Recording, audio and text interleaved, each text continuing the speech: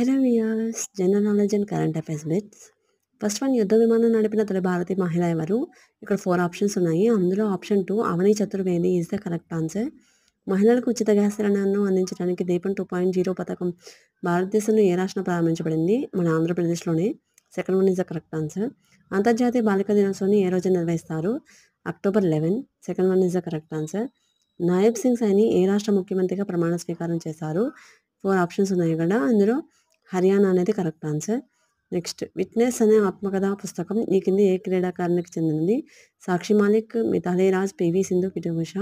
Option 1 Sakshi Malik is the correct answer. 2024 సంవత్సరానికి గాను పద్మ అవార్డులను ఎంతమందికి ప్రదానం చేశారు? పద్మభూషణ్ 17, పద్మవిభూషణ్ 5, పద్మశ్రీ 110. ఇక్కడ మూడు కరెక్టే. So third one option ABC అనేది correct answer. So Padma Bhushan 70, Padmashri 110, Padma Vibhushan 5 గుర్తుపెట్టుకోండి. ఏ చిత్రంలో నటనకు గాను ఎమ్మా స్టోన్కు 2024లో ఉత్తమ నటిగా ఆస్కార్ అవార్డు లభించడం జరిగింది? ఆప్షన్ 1 పూర్ థింగ్స్ అనే మూవీకి ఉత్తమ నటిగా అవార్డు ఎమ్మా స్టోన్కి వచ్చింది. ఓకే, ఈ కింది రాజును రాణులను వారి అంశాలతో జతపరచము.